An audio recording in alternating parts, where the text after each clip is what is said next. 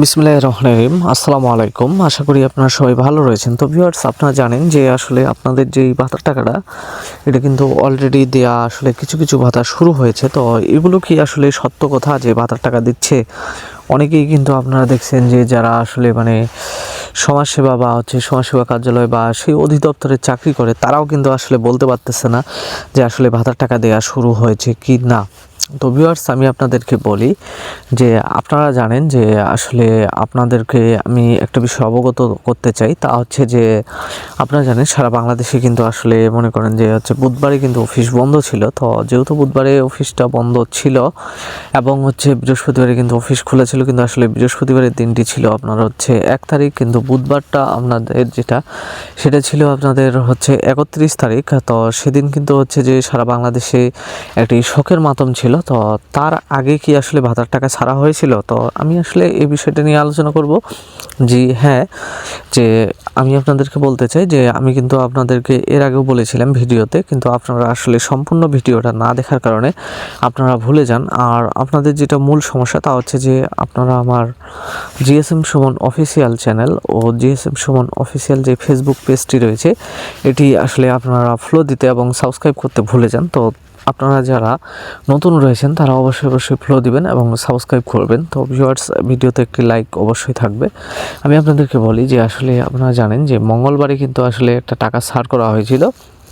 তো সেটার পরিমাণ কিন্তু আমি আপনাদেরকে বলে দিয়েছিলাম যে সেটা কিন্তু আসলে খুব সিম্পল পরিমাণে একটা ছাড় করা হয়েছিল। তো এই সিম্পল পরিমাণের টাকাটাই কিন্তু এটা আসলে মনে করেন যে নেটওয়ার্কের হ্যাসেল বা অন্যান্য যে সকল কারণগুলো ছিল এগুলোর কারণেই কিন্তু আপনাদের যে টাকাটা এটা কিন্তু আসলে ধীর গতিতে আসতেছিল। তো ধীর গতিতে আসার কারণে আসলে মনে করেন যে বিটিআরসি থেকে যে মনে করেন যে এসএমএসগুলো একটা নেটওয়ার্কিং সিস্টেম থাকে।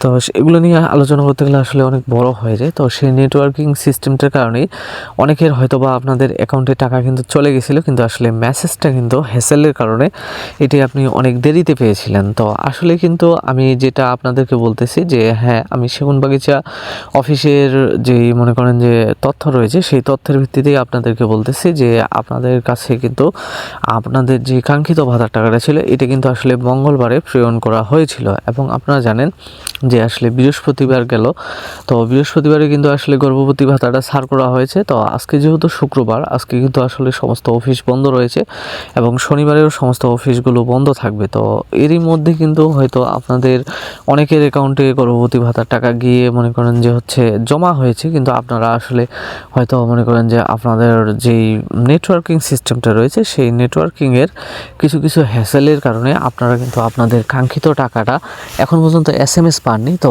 আপনারা আমার যারা ভিডিও দেখতেছেন তাদেরকে বলবো যে আপনাদের কাছে সহজ সমাধান হচ্ছে যে আপনারা এসএমএসের জন্য অপেক্ষা না করে, আমি যেহেতু এখন ভিডিও করতেছি, আপনি আপনার কিন্তু অ্যাকাউন্টটা একবার চেক করে নিতে পারেন। কারণ আপনাদের যেই মোবাইল ফাইন্যান্স সিস্টেমগুলো রয়েছে বা এমএফএসগুলো রয়েছে এগুলো আপনারা যদি চেক করেন তাহলে কিন্তু আপনাদের কোনো প্রকার টাকা কাটে না। আর এগুলো কিন্তু এখন চেক করা খুবই সহজ, বিশেষ করে যাদের অ্যাপস রয়েছে অ্যাপসের মাধ্যমে আপনি কিন্তু এক ক্লিকেই এটা মনে করেন যে চেক করে নিতে পারেন। আর যাদের অ্যাপস নেই তারা কিন্তু আপনারা ডায়াল কোডের মাধ্যমে কয়েকটি ধাপ পেরিয়ে আপনারা চেক করতে পারেন যে আসলে আপনার অ্যাকাউন্টে আগে কত টাকা ছিল এবং সরকারি ভাতার টাকাটা অ্যাড হয়েছে কিনা। অনেক সময় কিন্তু আসলে আপনার অ্যাকাউন্টে সরকারি ভাতার টাকা অ্যাড হয়েছে বা সরকারের দেওয়া টাকা অ্যাড হয়েছে, এই এসএমএসটা কিন্তু এটা আসতে 2 দিন, 1 দিন, 3 দিন বা 1 সপ্তাহ পর্যন্ত লেট করে। বা এমনও কিছু ঘটনা রয়েছে যে অনেকের ফোনের আসলে ডাটাবেস বা মনে করেন যে ফোনের সফটওয়্যারের সমস্যা থাকার কারণে তাদের ফোনে কিন্তু